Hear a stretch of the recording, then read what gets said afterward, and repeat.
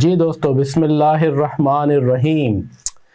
आज हम अपनी सस्टेनेबिलिटी की सेकंड क्लास में हैं। CFAP 3 सस्टेनेबिलिटी का जो पेपर है, हमने फर्स्ट क्लास में क्या पढ़ा था, let's have a quick recap. और उस क्विक रीकैप के बाद then we will have an MCQ test. Yes, तो हमने क्या पढ़ा था जनाब पहली क्लास में? हमने पहली क्लास में सस्टेनेबिलिटी S1 जो कि general requirements for disclosure of sustainability related financial information है, जनरल स्टैंडर्ड है जो कि फाउंडेशन ले करता है फॉर सस्टेनेबिलिटी रिपोर्टिंग की। हमने उसके फंडामेंटल्स पढ़े थे। ठीक है, पहले तो मुझे सब कंफर्म करें कि सबको आवाज़ आ रही है और ये स्क्रीन भी शेयर हो रही है। कंफर्म करें चैट बॉक्स में, तो फिर हम क्विक रिवीजन करेंगे और उसके बाद होगा हमारा टेस्ट। यस जनाब, कंफर्म करें मुझे सब चैट बॉक्स में कि एम आई ऑडिबल, मेरी सबको आवाज़ भी आ रही है और ये स्क्रीन भी सबको विजिबल है। अनवर, नदीम, शान से सब कंफर्म करें प्लीज़। हाँ जी, तो हम ये बात कर रहे थे कि पहली क्लास में हमने क्या पढ़ा, हम उसका ज़रा क्विक रिवीजन कर लेते हैं। हमने S1 के बारे में ये पढ़ा कि S1 जो है वो इन्वेस्टर्स की डिमांड पे आया to provide decision useful information to investors, specially जो प्राइमरी यूजर्स हैं फाइनेंशियल स्टेटमेंट्स के। इन्वेस्टर्स यानी शेयर होल्डर्स, आपके investors primarily lenders and creditors, right. And decision useful information for what? That can help them with the decisions about providing access to finance या resources to the entity, right? कि भाई क्या हम entity में invest करें या नहीं करें। They want decision relevant information। इसके लिए आया and S1 serves as a global baseline, क्योंकि इससे पहले fragmented था हमारा landscape of sustainability reporting, various frameworks, integrated reporting, SASB, TCFD, GRI। अब ये क्या है, अब ये ग्लोबल बेसलाइन है which all companies will gradually, सारी jurisdictions में आ रहा है, will follow, so it becomes easier for investors to compare reporting of one entity with the another। फिर इसका एक और ऑब्जेक्टिव ये है कि हम इन्वेस्टर्स ये भी चाहते हैं कि जो भी सस्टेनेबिलिटी की रिपोर्टिंग है वो जनरल ना हो, ब्रॉड सोसाइटल इम्पैक्ट ना हो, एंटिटी स्पेसिफिक हो और एंटिटी की फाइनेंशियल इंफॉर्मेशन से लिंक्ड हो। और हमने ये बात भी पढ़ी कि IFRS S1 is not a story telling, it's not just limited to environmental या क्लाइमेट के इश्यूज पे, and sustainability is a broader concept that takes into account human capital issues, supply chain issues, even cyber security वगैरह की भी हमने बात की। Governance ESG, it includes entire ESG। फिर हमने ये पाकिस्तान का नोटिफिकेशन डिस्कस किया जो SECP ने इशू किया है। ऐसे ही regulators across the world are issuing these notifications about the implementation of S1 and S2 जो दो स्टैंडर्ड्स आए हैं। फिर हमने कहा हमारे लर्निंग ऑब्जेक्टिव्स हमने बताए थे कि इस स्टैंडर्ड के अंदर है क्या। ये स्टैंडर्ड ऑब्जेक्टिव और स्कोप बताता है, फिर कॉन्सेप्चुअल फाउंडेशंस की बात करता है, फिर कोर कंटेंट और फिर बाकी रिपोर्टिंग की other requirements and dealing with judgments and uncertainties की बात करता है। तो ऑब्जेक्टिव तो हमने पहले बात की, objective is to provide decision relevant information to the primary users. ठीक है, और वो डिसीजन यूजफुल इंफॉर्मेशन फिर स्कोप में हम कवर करते हैं। What's that decision useful information? The decision useful information is that information जो कि एंटिटीज के प्रोस्पेक्ट्स को इंपैक्ट करे, यानी that can impact the cash flows, access to finance and cost of capital. फिर हमने ये बात की कि सस्टेनेबिलिटी रिलेटेड इंफॉर्मेशन के बारे में S1 ये बताता है कि जो आप इंफॉर्मेशन प्रेजेंट करें उसके कुछ प्रिंसिपल्स देता है, जिसे हम कॉन्सेप्चुअल फाउंडेशंस कहते हैं कि information should be relevant and information should be faithful, right. और फेथफुल प्रेजेंटेशन आप करें, फेथफुल जो है ना प्रेजेंटेशन ऑफ इंफॉर्मेशन करें। Relevant means relevant to the entity and material होनी चाहिए, मटेरियल इंफॉर्मेशन ना दें।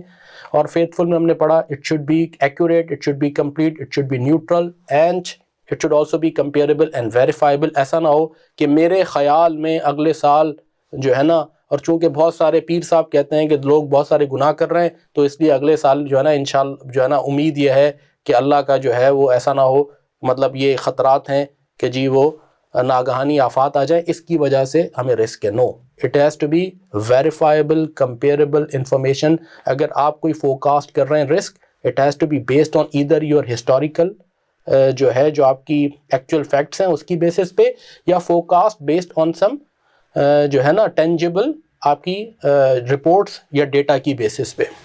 So it has to be comparable, it has to be a verifiable data as well. फिर हमने जो है ना ये बात भी कि जी मटीरियलिटी के लिए ये IFRS क्या कहता है? मटीरियलिटी के लिए ये IFRS कहता है कि मटीरियल इन्फॉर्मेशन वो इन्फॉर्मेशन है, मटीरियल इन्फॉर्मेशन वो इन्फॉर्मेशन एंटिटी स्पेसिफिक है जो कि इन्फ्लुएंस, जिसको ना बताना, जिसको ऑब्स्कर करना या जिसको छुपाना will impact the decision making of investors in very layman language. तो हमने मटीरियलिटी के कॉन्सेप्ट को भी पढ़ा। फिर हमने ये बात की कि मटीरियलिटी में वो एलिमेंट्स भी आते हैं जिनकी प्रोबेबिलिटी लो हो बट वेरी हाई इम्पैक्ट हो, उनको भी आपने डिस्क्लोज करना है, वो भी मटीरियल इन्फॉर्मेशन है। फिर एग्रीगेशन डिसएग्रीगेशन का प्रिंसिपल भी पढ़ा। फिर हमने ये बात पढ़ी कि हाँ एक चीज़ में ये IAS कहता है, ये IFRS कहता है कि जी IFRS S1 के दो सिचुएशन ऐसी हैं जिसमें आप इंफॉर्मेशन डिस्क्लोज अगर ना करें तो इट इज़ ओके। वन, अगर कोई लॉ प्रोहिबिट कर रहा है, और दूसरा if it is commercially sensitive. और कमर्शियल सेंसिटिविटी में वो कहता है कि ओनली अपॉर्चुनिटी से रिलेटेड कोई ऐसी इंफॉर्मेशन है that might put you in a competitive disadvantage, उसको आप भले डिस्क्लोज ना करें, लेकिन इन दोनों ही सूरतों में ये जरूर बताएं कि बिकॉज ऑफ द लॉ या बिकॉज के एक इंफॉर्मेशन है जो कि कमर्शियली सेंसिटिव है, इसलिए इस अपॉर्चुनिटी की डिटेल्स हम नहीं प्रोवाइड कर रहे। यहां तक हमने बातें डिस्कस की थी। फिर हमने कहा था एक और इसका एक कॉन्सेप्ट आता है जो कि कनेक्टेड इंफॉर्मेशन का प्रिंसिपल है, उसको अभी हमने डिस्कस नहीं किया, वो अभी हम आज की क्लास में करेंगे। और फिर हम कोर कंटेंट पे जाएंगे जो कि 4 पिलर्स ऑफ डिस्क्लोजर हैं, ठीक है ना, जो कि असल कंटेंट है। अब ये स्कोप हो गया इंफॉर्मेशन, आप इंफॉर्मेशन प्रेजेंट करते हुए इन चीज़ों का ख्याल करेंगे, ये प्रिंसिपल्स हो गए that are to be taken care of while disclosing information. अब सवाल ये कि what information has to be disclosed, वो ये है, वो 4 पिलर्स हैं, governance, strategy, risk management, matrices and targets. तो आज हम गवर्नेंस की भी बात करेंगे, आज हम स्ट्रैटेजी की भी बात करेंगे, और फिर आगे जाके रिस्क मैनेजमेंट और मैट्रिसेस एंड टारगेट्स की भी बात करेंगे। तो अब विद दिस क्विक रिवीजन जो हमने पिछली क्लास में पढ़ा, मैंने क्विकली समराइज किया, हमने डिटेल में ये सारी बातें पिछली अपनी फर्स्ट क्लास में डिस्कस की थी। अब हम आते हैं MCQ टेस्ट पे। यस, तो अब सब अलर्ट हो जाए, मैं ओपन कर रहा हूँ और सब पार्टिसिपेट करेंगे इसमें, राइट, और मुझे बताएंगे कि जी कौन जो है नो MCQs। यस, अच्छा जी, पहला MCQ है हमारा, और जैसे मैंने आपसे अर्ज़ किया था कि चूंकि ये एक नया टॉपिक है और ये पूरा सब्जेक्ट ही इफेक्टिवली आपके लिए नया है, तो इसको पहले हम MCQs के थ्रू आपकी कॉन्सेप्चुअल फाउंडेशंस को मजबूत करेंगे और उसके बाद फिर हम डिस्क्रिप्टिव क्वेश्चंस भी देखेंगे, फिर उनका भी टेस्ट होगा आपका। तो पहला क्वेश्चन है IFRS S1 focuses on sustainability related information that, कौन सी sustainability information that reflects primary stakeholders interest about sustainability, के उनके क्या इंटरेस्ट हैं, reflects organisation impact on wider environment, influences expected, वो information that reflects organization's impacts on wider society, या that information that influences expected cash flows, cost of capital or access to financing, or is required by UN SDGs and local CSRS laws। जी बताइए, what is the correct answer? Nadeem साहब कह रहे हैं C, बाकी लोग बताएं जल्दी क्विकली। जी C, yes. तो IFRS कहता है वो इंफॉर्मेशन जो कि इन्फ्लुएंस करे एक्सपेक्टेड C, जो कि इन्फ्लुएंस करे, फुल स्क्रीन करते हैं, एक सेकंड ठहर जाए, इसको डिलीट करें, या delete, yes. So we are talking about this C, right. ये स्टैम्प बार बार लग रहे हैं, व्यू फुल स्क्रीन, हम हाइलाइटर ले लेते हैं, ये है, तो इसको पहले डिलीट करें, इसको डिलीट करें, बहुत स्टैम्प लग गए। सो हम हाइलाइटर लेते हैं, yes, influences expected cash flows. A reflects primary stakeholders interest, no, सिर्फ इंटरेस्ट नहीं, उनको इंटरेस्ट तो बहुत वाइड भी हो सकता है, लेकिन वो उनसे प्राइमरी स्टेक होल्डर्स के लिए वो इंफॉर्मेशन चाहिए। क्यों ए नहीं, यानी मैं सवाल ये कह रहा हूं कि प्राइमरी स्टेक होल्डर्स की वो information that helps them with the decision of providing resources to the entity, तो इसलिए ए is not correct because it talks about general interest. So no, a wider environment की बात नहीं करता. It talks about those sustainability related information that have an impact on entities, cash flows, cost of capital और access to finance. तो बिल्कुल ठीक, आप सबने सी सही बताया. Which type of sustainability matters must be disclosed? All significant matters that have been reported in media, matters that affect society significantly on account of entities outputs, matters that could reasonably affect entities prospects, or all ESG matters. क्या सारे ESG matters? मुझे बताएं, क्या सारे ESG matters? नहीं. कौन से ESG matters? ESG के तो बहुत सारे matters हैं, environment, sustainability और उसके, लेकिन वो matters that could reasonably affect entities prospects. Is that right? एक हमारे दोस्त ने कहा all ESG matters. सारे ESG matters नहीं, सारी दुनिया के ESG के जो है ना matters नहीं, वो matters जो कि reasonably affect करें prospects को, cash flows को affect करें, जो कि affect करें किस चीज़ को, जो कि affect करें हमारी access to finance को, और जो कि cost of capital को, और उन्हीं का नाम है entities prospects. एक ESG matter ये भी है कि जी मैंने दरख्त लगा दिए, right? एक ESG मैटर ये भी है कि जी मैंने अपने स्टाफ की जो है ना, को जैसे हमने पिछली क्लास में बात की थी कि जी मैंने अपनी स्टाफ के लिए मेंटल हेल्थ की क्लासेस करा दी. But do they have an impact? अगर तो इतना बड़ा मटेरियल इम्पैक्ट है कि जो प्रोडक्टिविटी को, कैश फ्लोज को इम्पैक्ट करता है तो ठीक है, बट अगर आपने 2-4 क्लासेस करवा दी तो इट इज़ नॉट रेलिवेंट. ठीक हो गया जी. अब आइए IFRS S1 score requirement. Why not option B? Yes, matters that affect society significantly. हम society के effects की बात नहीं कर रहे. Society को yes, उसमें से कुछ ऐसे हो सकते हैं जो society को impact कर रहे हो, लेकिन मेरी entity को impact नहीं कर रहे. ठीक है. तो yes, because of entities outputs, ये तो आएंगे ही आएंगे. ठीक है ना. लेकिन कुछ ऐसे भी हैं जो कि सोसाइटी मुझे भी इंपैक्ट कर रही है. यानी यूं कह लीजिए, मैं शायद ऐसे एक्सप्लेन करूं कि this is a subset, B is a subset of C. आपके ऐसे चीजें जो सोसाइटी को इंपैक्ट कर रही हैं वो अल्टीमेटली आपके कैश फ्लोज को करेंगी. लेकिन बहुत सारी चीजें, let's say for example water scarcity हो गई और उसकी वजह से मेरी प्रोडक्शन खराब हो गई, या वेदर खराब हुआ जिसने मेरे प्लांट को हिट किया, तो ये मेरे आउटपुट की वजह से नहीं हुआ बल्कि वेदर ने मुझे हिट किया. ठीक है. It is not society impact on society because of my output. ठीक है. But because weather has impacted me, it has impacted my cash flows. तो वो भी आ गया. हाँ, अगर मैं इतनी कार्बन एमिशन कर रहा हूँ जो सोसाइटी का बेड़ा गर्क कर रही है, तो सोसाइटी मुझ पे टैक्स भी लगाएगी, मेरी प्रोडक्ट्स का बायकॉट करेगी, वो मेरे कैश फ्लोज को इंपैक्ट करेंगे, वो आएंगे. So B is a subset of C. B is not complete. Is that okay? Does this make sense? ये बात समझ में आ रही है?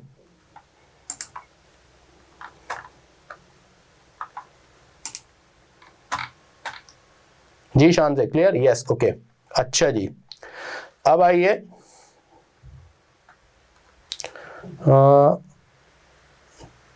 External factors also affect our cash flows. Yes Inam, ये बात हमने पिछली क्लास में जब सस्टेनेबिलिटी की बात कर रहे थे तो बहुत सारी ऐसी चीज़ें हैं जो कि इन्वायरमेंट की मुझे इम्पैक्ट करती हैं.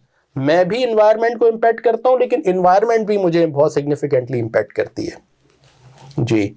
बाद औकात मेरे सप्लायर्स की नॉन कंप्लायंस मुझे हिट कर जाती है, यू नो, हम वो भी बात करेंगे. तो जो डेफिनेशन है ना कि whatever impacts your cash flows, वो it includes all these things. तो बहुत केयरफुली डिजाइन की गई है to take into account all these things.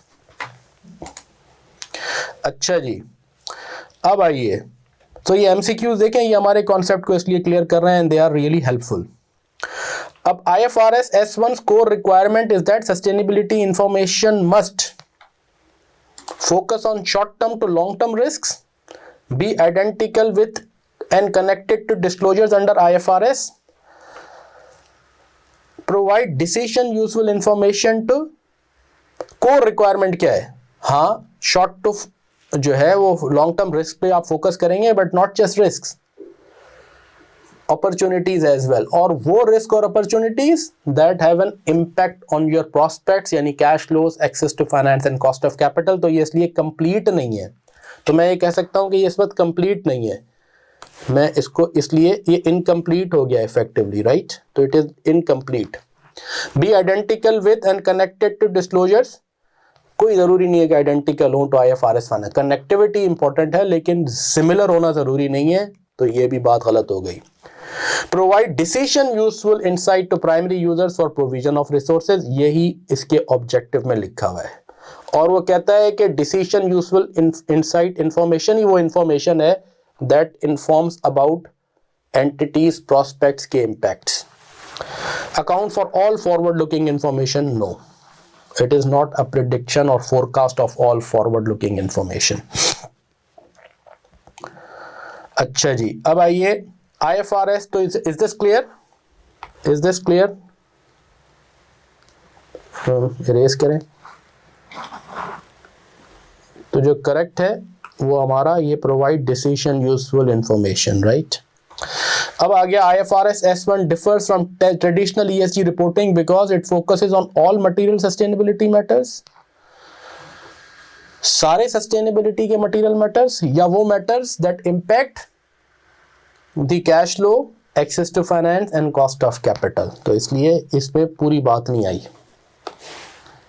पूरी बात नहीं आई। Requires quantification via matrices, सिर्फ ये बात भी नहीं है। Link sustainability matters to enterprise cash flows rather than broad societal impact, which one is closer? और emphasizes on the need for GHG reporting, उसके लिए तो चले S2 है, लेकिन S1B focuses on quantification, not just that quantification। Traditional ESG की जो reporting है उसमें भी बाज़ औकात quantification होती है कि मेरी emissions इतनी है और ये कुछ जगहों पे, but it because it links sustainability to enterprise value और cash flows, right? तो सबसे ज़्यादा जो करीब तरीन है वो क्या है, वो ये है। ब्रॉड सोसाइटल इम्पैक्ट की जगह वो क्या कहता है कि आप एंटरप्राइज के cash flows, cost of capital and access to finance. Actually cash flows की जो इम्पैक्ट है ना, वो ही असल में access to finance and cost of capital को भी इम्पैक्ट करती है काफ़ी हद तक, ठीक है ना। तो जो सबसे इनमें रेलेवेंट हमें लग रहा है वो है सी। Is that okay?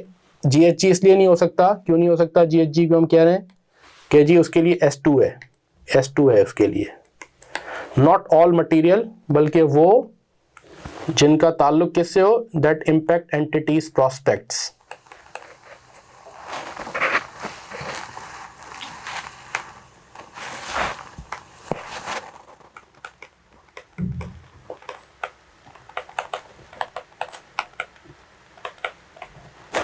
ये भी उसकी, ये सिर्फ ये नहीं है कि जो ट्रेडिशनल ESG तो कहता था ना सब बताएं आप, कि मैंने कितने दरख्त लगाए, मैंने क्या किया गवर्नेंस में, ठीक है, वो तो सारी बातें करता था ESG, ठीक है। हमने इसको रिस्ट्रिक्ट क्या किया, डिफरेंशिएशन क्या है उसकी, कि not all ESG but those material that have an impact on entities prospects यानी कैश फ्लोस, बार बार रिपीट में कर रहा हूँ, access to finance and cost of capital.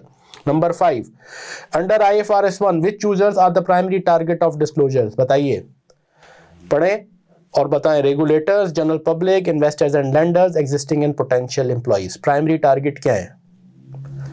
C, investors and lenders, ये उनके लिए आया है, यस बिल्कुल सही है। It is for investors and lender, it is not for general public. और ये ऑब्जेक्टिव में ही, उसके प्रीएम्बल में ही उसने लिखा है कि प्राइमरी यूजर्स को डिसीजन रेलेवेंट इंफॉर्मेशन देनी है। तो वो डिसीजन रेलेवेंट को डिफाइन करता है कि वो सारे sustainability related risk and opportunities that impact entities prospects यानी cash flows, access to finance and cost of capital.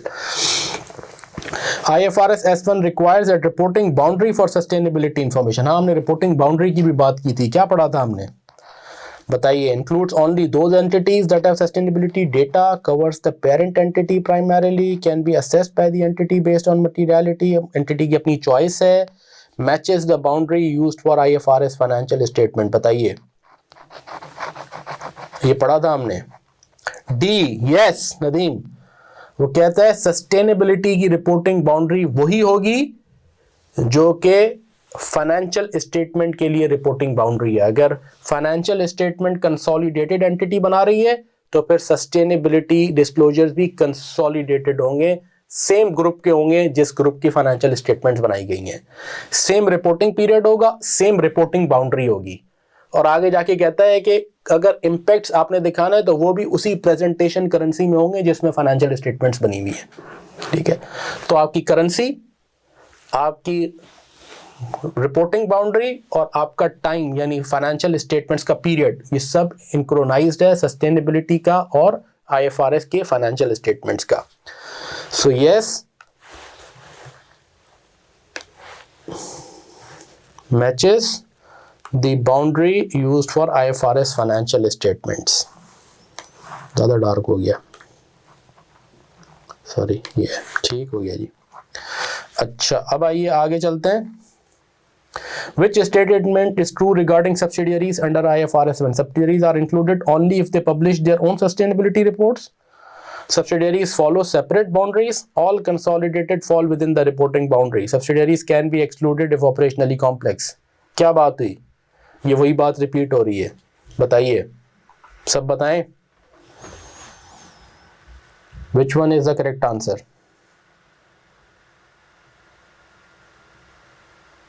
All consolidated subsidiaries जो कि फाइनेंशियल स्टेटमेंट्स की बाउंड्रीज में है, वही आपकी सारी की सारी यहां भी आएंगी। C, yes, all consolidated subsidiaries fall within the reporting boundary. A material risk arising from a key supplier must be disclosed because, बताइए, कि it may impact reputation, it may influence cash flows and enterprise value, supply chain risk must be reported separately. किस वजह से, बताइए।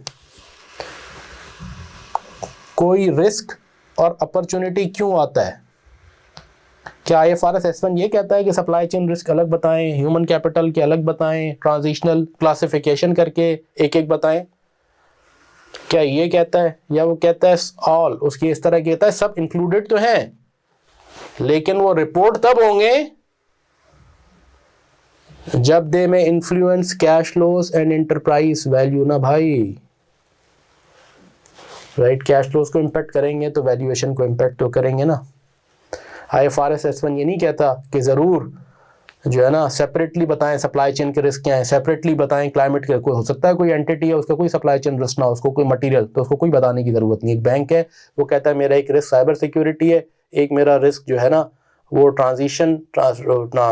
ये जो transition का risk है, कार्बन ट्रांजिशन वाला, ठीक है, और एक मेरा जो रिस्क है वो गवर्नेंस का रिस्क है, और एक मेरा रिस्क जो है लेट से वो जो है ना कस्टमर्स के जो है ना डाउन स्ट्रीम में जो फाइनेंसिंग कर रहा हूँ उसकी इमेजेंस हैं, वहाँ से मुझे रेपुटेशनल रिस्क है। उन्होंने सप्लायर का कोई रिस्क ही नहीं बताया, मटेरियल नहीं है तो नहीं बताएगा, राइट? Is that clear? हर वो रिस्क और अपॉर्चुनिटी आएगी that have an impact on, और ऑफ कोर्स वो रिपोर्ट करते हुए मटीरियलिटी और फेथफुल रिप्रेजेंटेशन तो हमने करनी ही करनी है। तो मटीरियल ही रिस्क एंड अपॉर्चुनिटीज आएंगी, but those that have an impact on entities, cash flows, access to finance and cost of capital. A downstream risk such as product safety affecting future sales must be disclosed because इस वजह से report करेंगे कि वो society को impact कर रहा है, इस वजह से करेंगे कि वो ब्रांड वैल्यू को कर रहा है, या इस वजह से करेंगे कि वो future revenues and cash flows को कर रहा है, इस वजह से करेंगे। यस, ये बात सही है कि वो इम्पैक्ट करेगा ब्रांड वैल्यू को, लेकिन हम आईएफआरएस S1 में इसलिए रिपोर्ट नहीं करेंगे, हम इसलिए करेंगे कि वो फ्यूचर रेवेन्यूज और कैश फ्लोज को कर रहा है। यस, या लोकल लॉज रिक्वायर कर रहे हैं तो वो तो करना है, यस, उसमें। और लोकल लॉज जनरली अगर कहते हैं, हर जगह तो नहीं कहते, कहीं कहेंगे वो आपने करना है, लेकिन S1 के अंडर हम उस वक्त करेंगे जब future revenues and cash flows का इम्पैक्ट आ रहा है। अच्छा जी, अब आइए उसके बाद materiality under IFRS 1 is based on what? Stakeholder interest, magnitude of impact on environment, ability to influence investor decisions, या number of complaints। क्या है बताइए? C, ability to influence investor decisions।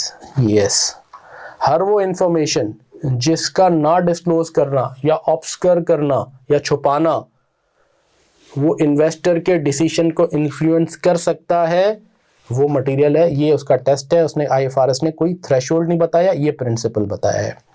A low probability event must be disclosed when it may attract media attention, इसलिए हो सकता है कि कोई जर्नलिस्ट उठा ले उसको, या it could effect enterprise value, it relates to serious social impact, या बिकॉज कि मेरे कॉम्पिटिटर्स ने भी इसको रिपोर्ट किया है। किस वजह से बताइए? सोसाइटी के इम्पैक्ट पे हम नहीं सोचते, हम सोचते हैं वो चीज जो मुझे और मेरी एंटिटी को रिपोर्ट करे। यस नदीम, बिल्कुल, इट कुड सिग्निफिकेंटली इम्पैक्ट वो लो प्रोबेबिलिटी इवेंट्स जिनका हाई इम्पैक्ट है। इम्पैक्ट किस चीज पे? आपके कैश फ्लोज पे, आपकी वैल्यू पे। यस, सोसाइटी का इम्पैक्ट है अगर कोई, और वो आपको इम्पैक्ट नहीं कर रहा, आप रिपोर्ट नहीं करेंगे, आप जनरल सोसाइटी की सस्टेनेबिलिटी रिपोर्टिंग नहीं कर रहे, यही तो फर्क है। एक ट्रेडिशनल ESG की कोई बाउंड्री नहीं होती थी, यहां उन्होंने बड़ी रिस्ट्रिक्टेड बाउंड्री कर दी, anything that is impacting your organisation. Next आइए, अब थोड़े से डिस्क्रिप्टिव, अब जरा सब गौर से पढ़ रहे हैं। A multinational mining company operates a remote coal asset. Geopolitical analysis suggests that in 5 to 6 years, the host country is likely to enact a carbon border adjustment mechanism. आप एक मल्टीनेशनल कंपनी है, एक किसी एंटिटी में आप एक mine operate कर रहे हैं, ठीक है, और होस्ट कंट्री जहां पे यानी वो माइन है, वो हो सकता है कि चूंकि आप वहां से मतलब कार्बन इमिशन उनकी माइन की वजह से आ रही है, तो वो उसकी आप पे कोई टैक्स लगा दें, बॉर्डर एडजस्टमेंट मैकेनिज्म, यानी कोई टैक्स लगा दें ऑन द कोल एक्सपोर्ट्स, जो कोल की माइनिंग आप कर रहे हैं। तो significantly impact the asset economics. The project's current internal valuation model uses a 10-year horizon and shows strong positive cash flows, ignoring the potential carbon mechanism. Under IFRS 1, what is the most appropriate characterization for this disclosure? It is outside the scope of S1 because the regulation अभी enact नहीं हुई, and is a political risk कि भाई host country करेगी, it is not a sustainability risk। क्या ये बात सही है? क्या ये बात सही है? It is a sustainability risk that must be disclosed because it could reasonably affect entities cash flows and access to finance, या it should be disclosed only if a financial provision for decommissioning is recognised, it qualifies for commercially, क्या ये sensitive exemption है? Because disclosing the risk क्या कर सकता है? Could prejudice negotiations with the host government, क्या हम इसको कमर्शियल सेंसिटिव इंफॉर्मेशन में ट्रीट कर सकते हैं? बताइए सब जी, what is the right answer?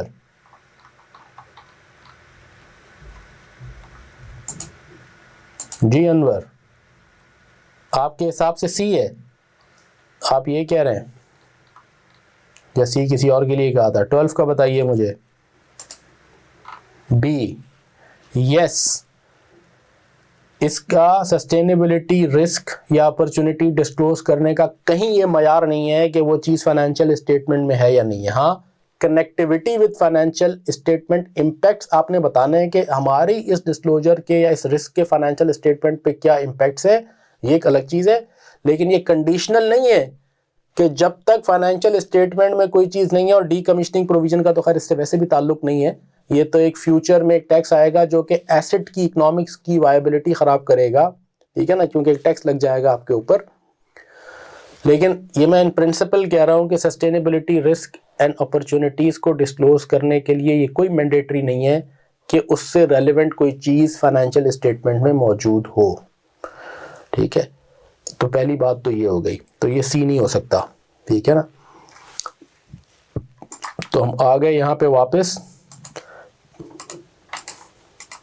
जी, तो वाई ये ए नहीं हो सकता बिकॉज सस्टेनेबिलिटी तो है ही, फ्यूचर में आने वाले रिस्क की बात है, इसके लिए रेगुलेशन का, फ्यूचर रेगुलेशन की पॉसिबिलिटी है, ठीक है। तो रेगुलेशन का इनेक्ट होना ज़रूरी नहीं, इनेक्ट हो जाएगा तो फिर आज एक चीज़ हो जाएगी, लेकिन ये कोई मैंडेटरी नहीं है सस्टेनेबिलिटी रिस्क को रिपोर्ट करने के लिए। And yes, because it's a climate related risk, so it is a sustainability risk. It is not, it may be also a political risk, but because it is climate related, it is sustainability related and it has an impact on my future cash flows, मेरी operating cost को बढ़ाएगा, asset की economics खराब करेगा, ये risk, तो it is sustainability risk. Yes, और हमारी रिपोर्टिंग का एक ही क्राइटेरिया है किसी भी रिस्क और अपॉर्चुनिटी का, it's impact on my cash flows, on my access to finance and cost of capital, जो पार्ट बी में लिखी है। ये मैंने बात कर दी कि इसका कुछ नहीं है, और कमर्शियल सेंसिटिव इसलिए नहीं हो सकता कि रिस्क पे कोई एग्जेम्पशन नहीं है हमारे पास, नो एग्जेम्पशन और risk, exemption is only for opportunity. ये बात भी तय हो गई। So para 3 requires disclosure of risk.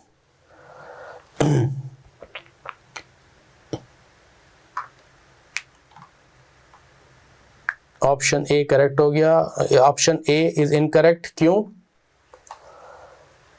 Transition risk, option B, मैंने बातें डिस्कस करनी है। अब नंबर 13 पे आ जाएं। A technology companies R&D team has developed a low energy data processing architecture that could reduce operational cost by 30%। आपने एक ज़बरदस्त किस्म का प्रोसेस इजाद कर लिया है, डेवलप कर लिया है, that would, because you are a technology company, energy cost is a significant cost. आप डेटा प्रोसेसिंग करते हैं, आपके पास डेटा प्रोसेसिंग सेंटर्स हैं, यू नो, और आपको पता है data centers use huge energy, right.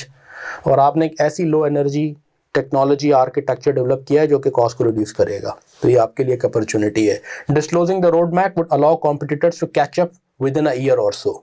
Management wants to omit details from the sustainability report. Under IFRS 1, which statement is correct? The company can omit the details without disclosure as the information is commercially sensitive, right? The exemption is not available because information related to a cost saving, not a revenue generating opportunity. No, sensitive information के लिए कोई कैद नहीं है, opportunity के लिए कि वो रेवेन्यू जनरेटिंग हो तो हो, एनी अपॉर्चुनिटी जो कि कमर्शियली सेंसिटिव है उसका डिस्क्लोजर आप रोक सकते हैं। तो ये बात खत्म हो गई। The company can omit but must disclose that it has applied the exemption. Omit कर सकते हैं डिटेल्स, लेकिन ये डिस्क्लोज करना जरूरी है कि आपने एग्जेम्पशन अप्लाई की है।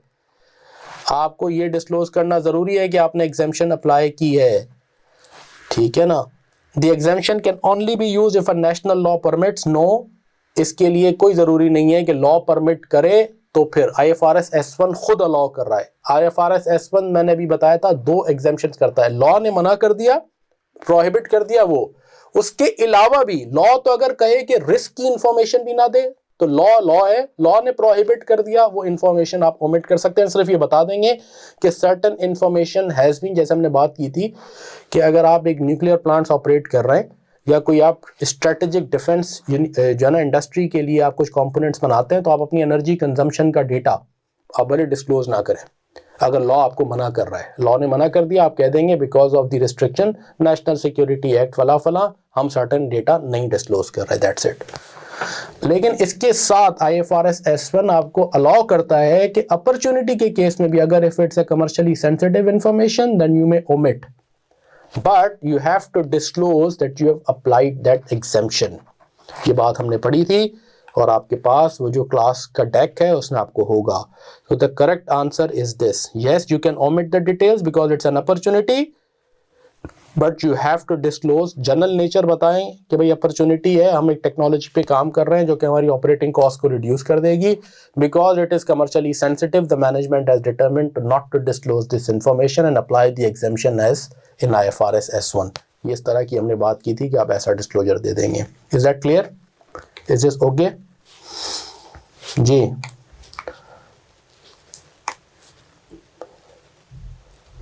Got the point? अच्छा जी, अब आइए उसके बाद para B36 requires disclosures of the fact that exemption has been used, तो इसलिए करेक्ट आंसर इज C।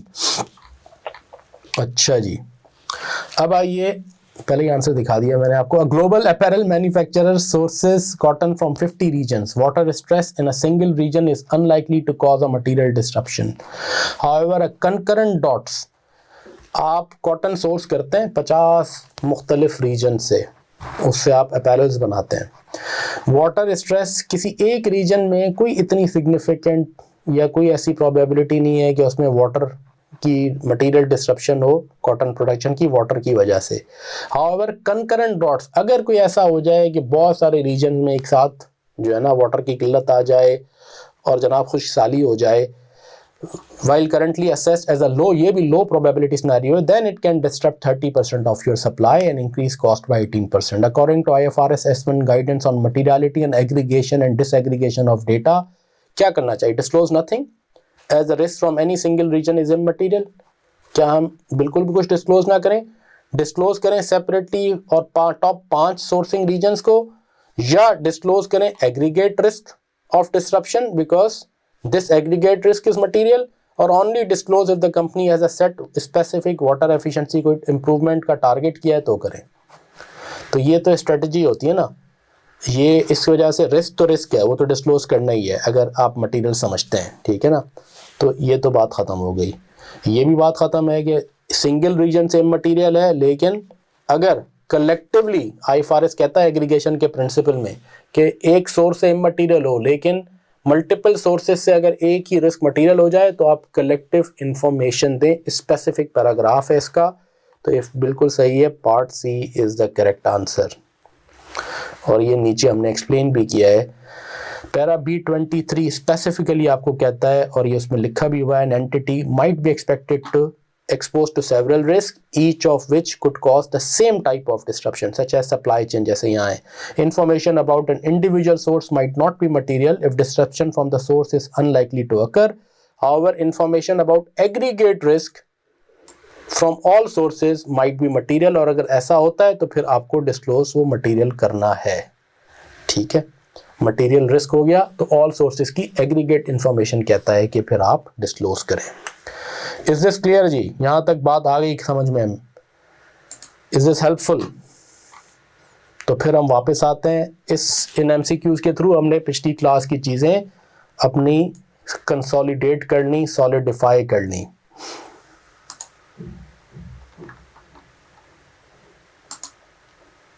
जी इनाम साहब, are you with us?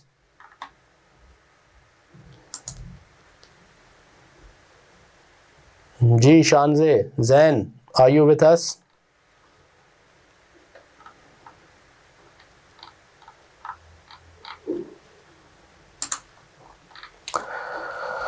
Right.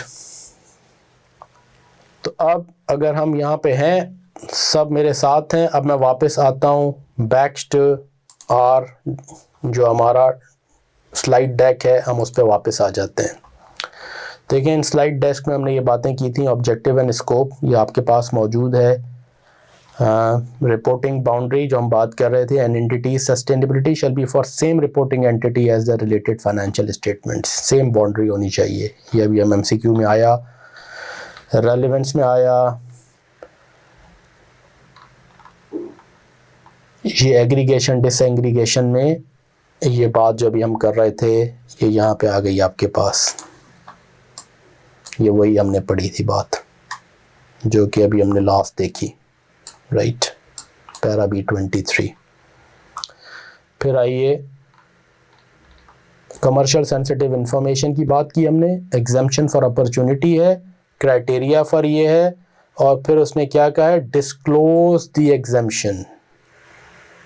Exemption को डिस्क्लोज करना ज़रूरी है कि हमने एग्जम्पशन यूज्ड की है. डिस्क्लोज द एग्जम्पशन यूज्ड, ठीक है. ये इंपॉर्टेंट है. आप अपॉर्चुनिटी के लिए कर सकते हैं, रिस्क के लिए no exemption. Is everybody with me? अच्छा जी, यहाँ तक आ गए. अब हम आते हैं नेक्स्ट पे, कनेक्टेड इंफॉर्मेशन. अभी तक हम स्कोप और प्रिंसिपल्स में है. प्रिंसिपल्स में मटीरियलिटी पढ़ ली, प्रिंसिपल्स में ये पढ़ लिया एग्रीगेशन डिसएग्रीगेशन. हमने प्रिंसिपल्स में ये भी पढ़ लिया जनाब. क्या पढ़ लिया प्रिंसिपल्स में कि जी इंफॉर्मेशन रेलिवेंट हो, फेथफुल हो, एग्रीगेशन डिसएग्रीगेशन, और फिर commercial sensitive, laws and regulations, ये सारी बातें कर ली. अब आगे एक इम्पॉर्टेंट प्रिंसिपल है यानी कॉन्सेप्चुअल फाउंडेशन का, कि इंफॉर्मेशन जब आप प्रेजेंट करें तो किन चीज़ों का ख्याल करें. उसमें कनेक्टिविटी ऑफ इंफॉर्मेशन का प्रिंसिपल है. ये बड़ा यूनिक टू IFRS S1 है, इसको उन्होंने एम्फेसाइज किया है. और 3 तरह की कनेक्टिविटी की ये बात करता है. 3 तरह की कनेक्टिविटी. पहली वो कहता है अगर सस्टेनेबिलिटी रिस्क का और अपॉर्चुनिटीज़ का आपस में कोई कनेक्शन है तो वो बताएं. और बाज़ औक़ात जैसे अभी हमने पहली क्लास में भी डिस्कस किया था, एक रिस्क दूसरी अपॉर्चुनिटी भी क्रिएट करता है, एक रिस्क एक अपॉर्चुनिटी भी क्रिएट करता है।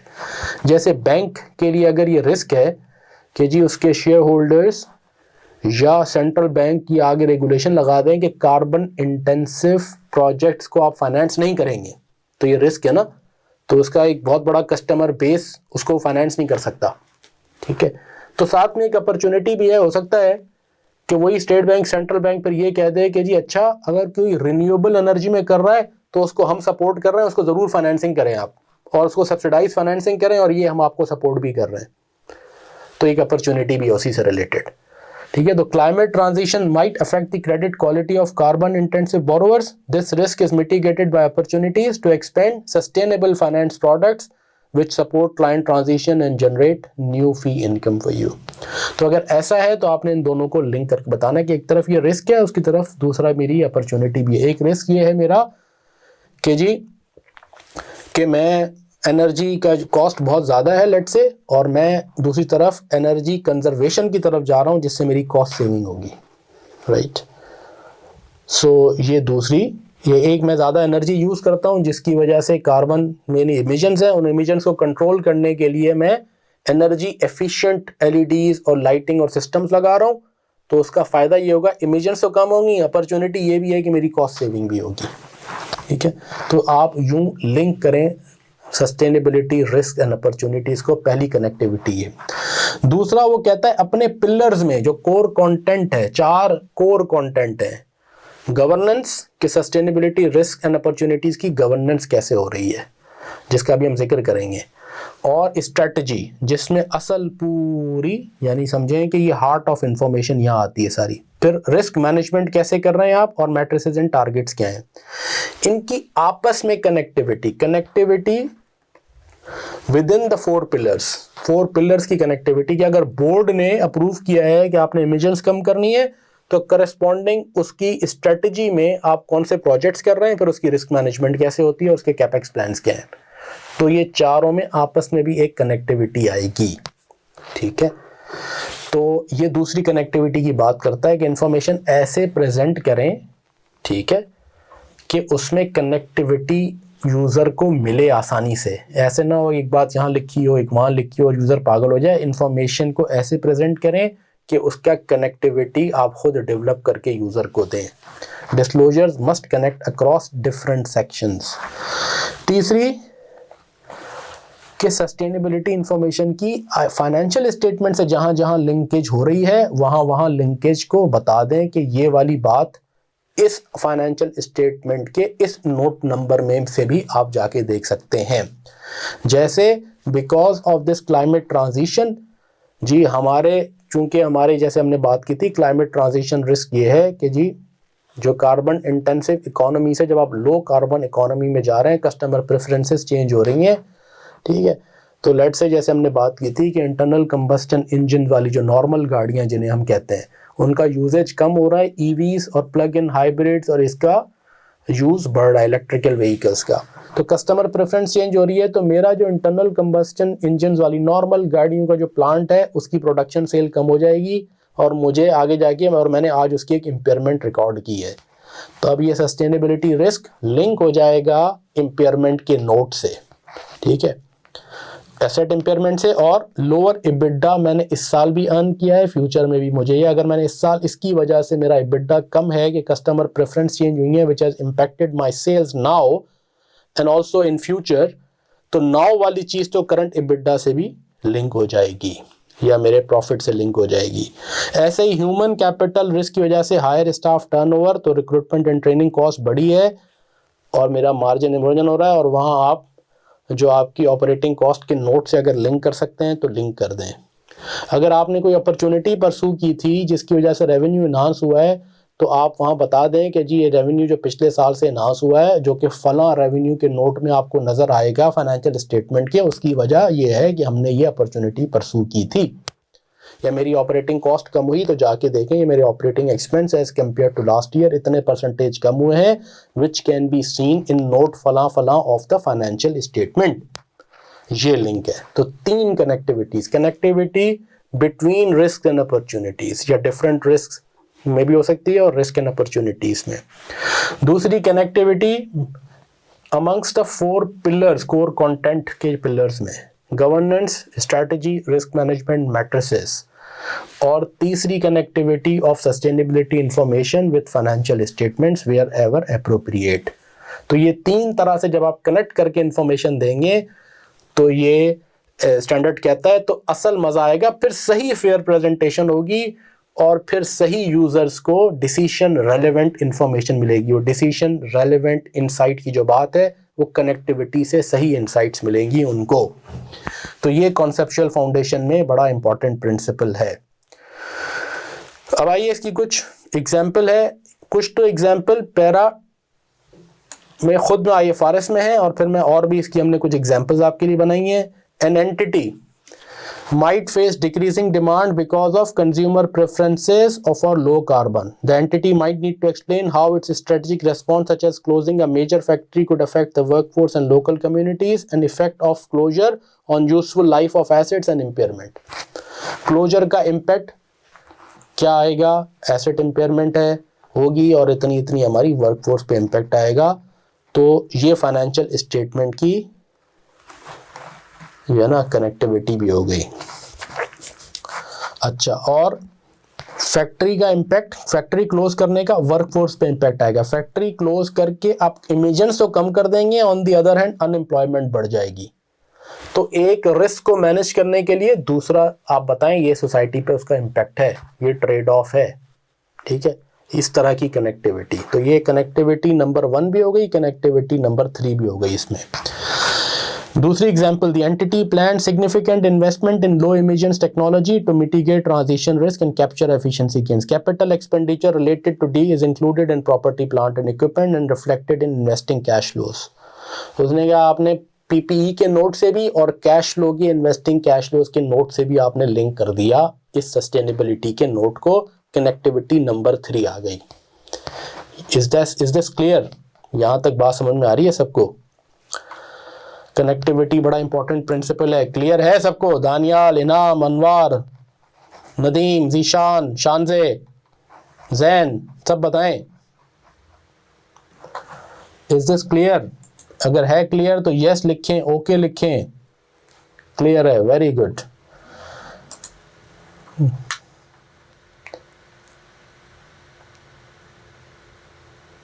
यस इनाम भाई, अगर आपका पेट्रोल पंप है तो तैयार हो जाएं, आप चार्जिंग स्टेशन लगवाएं वहाँ पे, क्योंकि उससे पेट्रोल पंप का रेवेन्यू इम्पैक्ट होगा ईवी की वजह से। Yes yes my friend. जी सर, गुड। नदीम साहब क्लियर है, वेरी गुड। अच्छा जी, सारे लोग पार्टिसिपेट करें। चैट बॉक्स मेरे सामने खुला हुआ है, मुझे नज़र आता है आप क्या कह रहे हैं। अच्छा जी, अब आ जाएं। और अच्छा, ये मैंने बात कर ली। यूनिट ऑफ मेजर क्या होगा? प्रेजेंटेशन करेंसी होगी आपकी, वही प्रेजेंटेशन करेंसी जो फाइनेंशियल स्टेटमेंट की है, सस्टेनेबिलिटी के इम्पैक्ट्स के लिए भी। अच्छा, अब कनेक्टेड इन्फॉर्मेशन अगर नहीं होगी ना तो ट्रू फेयर प्रेजेंटेशन नहीं होगी। अब उसकी मैंने कुछ आपके लिए एग्जाम्पल्स बना के आपको एक टेबल की फॉर्म में दे दी फॉर योर क्विक रिव्यू, ताकि जब आप रिवाइज करें, अगर आप सस्टेनेबिलिटी रिस्क तो बताएं और आप उसका रेस्पॉन्स ना बताएं, मतलब with in the content, core content pillars में कनेक्टिविटी नहीं है, रिस्क बता दिया लेकिन उसका रेस्पॉन्स नहीं बताया, तो फिर क्या होगा? इनकम्प्लीट ही होगी ना इन्फॉर्मेशन। अगर कनेक्ट नहीं हुई तो क्या होगी? इनकम्प्लीट होगी। No explanation how strategy addresses identified risk. Risk बता दिया लेकिन उसके स्ट्रेटजी पिलर में ये नहीं बताया कि जी what's my strategy to address those risk. ठीक है, तो users can not access your resilience और your management response to that. ये तो बताया ये रिस्क है, अब उस रिस्क के लिए क्या कर रहा हूँ नहीं बताया, तो आपने कनेक्ट नहीं किया सही तरीके से रिस्क को with your strategy with in the content pillars.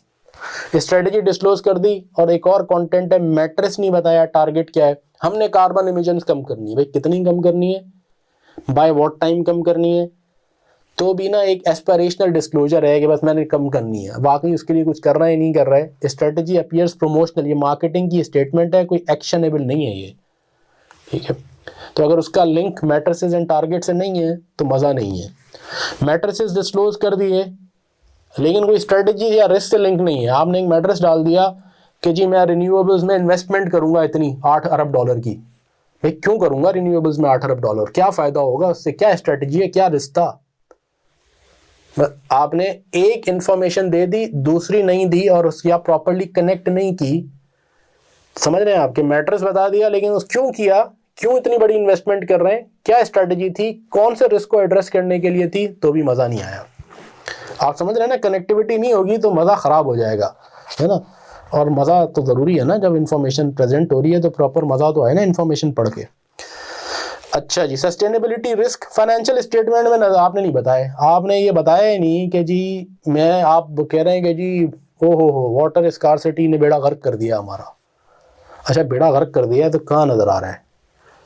या जी वाटर स्कार्सिटी की वजह से आपने बड़ी बड़ी मतलब सस्पेंस तो क्रिएट कर दिया, वाटर स्कार्सिटी की वजह से 3 प्लांट बंद हो सकते हैं आगे जाके, तो भाई उसका कोई आज इम्पैक्ट है, कोई फ्यूचर में इम्पेयरमेंट होनी है, या कोई कॉस्ट आपकी बढ़ गई है, तो उसका कोई इम्पैक्ट बताए ना। या उसको हैंडल करने के लिए कोई, आपने कहा कि जी मैंने उसके हैंडल करने के लिए बड़ा कैपेक्स किया है, कहाँ है वो कैपेक्स? फाइनेंशियल स्टेटमेंट में नज़र नहीं आ रहा। तो ये या तो जो है ना वो फेयर इंफॉर्मेशन नहीं है, यानी ट्रुथफुल नहीं है, या प्रॉपरली कनेक्टेड नहीं है, तो बात खराब खत्म हो गई। Financial impact disclose without drivers, बिल्कुल ऐसे ही फाइनेंशियल इम्पैक्ट बता दिया, उसके सस्टेनेबिलिटी रेलिवेंट चीज़ नहीं बताई। आपने ये तो बता दिया कि मैंने अपने जो है ना फला प्लांट पे इम्पेयरमेंट बुक कर ली, किस वजह से की, क्या रिस्क था, ये नहीं बताई। तो वो दोनों, यानी एक इन्फॉर्मेशन दी दूसरी नहीं दी, अगेन इनकम्प्लीट।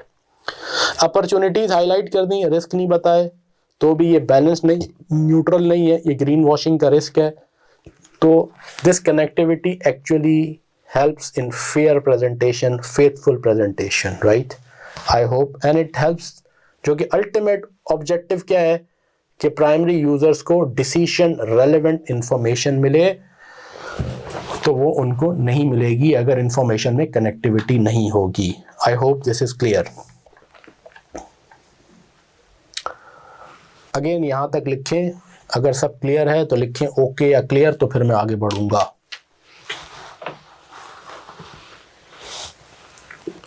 आप भी साथ देना, मुझे पता चले ना सब जाग रहे हैं।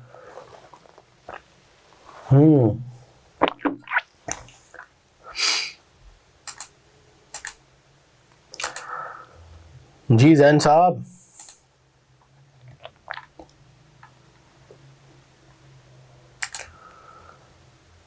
शानजे बताइए, सो गए हम?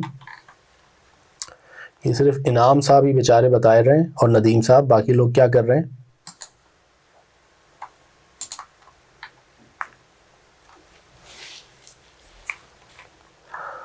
वेरी गुड इनाम, इसी बहाने जल्दी ऑफ हो गया, तो क्लास का फ़ायदा है, ये बाय प्रोडक्ट।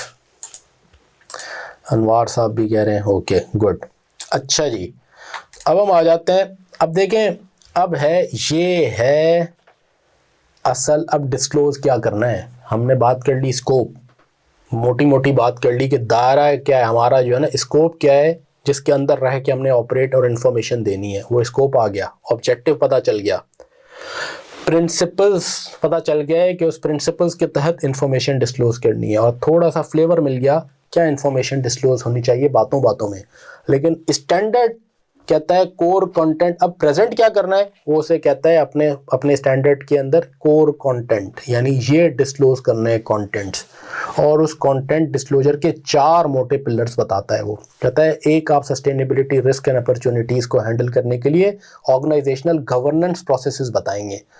फिर दूसरा है जो सबसे बड़ा, स्ट्रेटजी बताएंगे, इसके अंदर सारे रिस्क और वो कैसे हैंडल हो रहे हैं, क्या स्ट्रेटजी है, उनका क्या इम्पैक्ट है, ये हार्ट ऑफ इंफॉर्मेशन है, ठीक है ना। लेकिन उससे भी पहले कहता है, पहले ये बताएं गवर्नेंस की मैकेनिज्म्स क्या है, फिर बताएं कि अब आपके क्या क्या रिस्क हैं उनको हैंडल करने के लिए, और क्या अपॉर्चुनिटीज़ हैं उनके लिए स्ट्रेटजी क्या है, वो स्ट्रेटजी में हम पढ़ेंगे, और उनके बिजनेस मॉडल, वैल्यू चेन पे इम्पैक्ट्स क्या है, फाइनेंशियल स्टेटमेंट पे इम्पैक्ट क्या है। तो कहें हार्ट ऑफ इंफॉर्मेशन इस पूरे स्टैंडर्ड की वो इसके अंदर है, स्ट्रेटजी के अंदर। और 4 कंटेंट्स हैं, गवर्नेंस, स्ट्रेटजी, रिस्क मैनेजमेंट और फिर मैट्रिसेस एंड टारगेट्स। स्टार्ट करते हैं विद गवर्नेंस, और मैंने कहा कि इन 4 में से भी जो हार्ट है वो स्ट्रेटजी है। तो अब स्टार्ट करते हैं विद गवर्नेंस। गवर्नेंस के लिए स्टैंडर्ड कहता क्या है, और फिर हम एमसीक्यूज भी करेंगे इसके हम आज। इंफॉर्मेशन अबाउट गवर्नेंस किसे कहते हैं? आपने एक वर्ड सुना होगा, those charged with governance, auditing standards में भी और बाकी जगह। दोज चार्ज्ड विद गवर्नेंस क्या है कि दुनिया में कॉर्पोरेट्स में मैनेजमेंट एंड गवर्नेंस दो सेपरेट रोल है। मैनेजमेंट वो जो डे टू डे ऑपरेट करे, गवर्नेंस में वो लोग होते हैं जिनका काम होता है ओवरसाइट प्रोवाइड करना और पॉलिसी मेकिंग करना और मैनेजमेंट के ऊपर ओवरसाइट, उनको कहते हैं दोज चार्ज्ड विद गवर्नेंस। एक नॉर्मल कॉर्पोरेट एंटिटी में वो बोर्ड ऑफ डायरेक्टर्स कहलाते हैं जो कि गवर्नेंस फंक्शन करते हैं। एक एनपीओ में उन्हें हम ट्रस्टीज कहते हैं, ठीक है ना, एनपीओ में उसे कहते हैं ट्रस्टीज, राइट। हमारे आईकैप में उसे कहते हैं काउंसिल, ठीक है, तो कहीं उसे काउंसिल कहेंगे, कहीं उसे बोर्ड कहेंगे, कहीं उसे ट्रस्टीज कहेंगे। लेकिन नॉर्मल ऑर्गेनाइजेशन में वो बोर्ड होता है। तो वो पहला वो कहता है कि मैनेजमेंट से ऊपर भी बोर्ड, अल्टीमेटली सीईओ किसको रिपोर्ट करता है? बोर्ड को।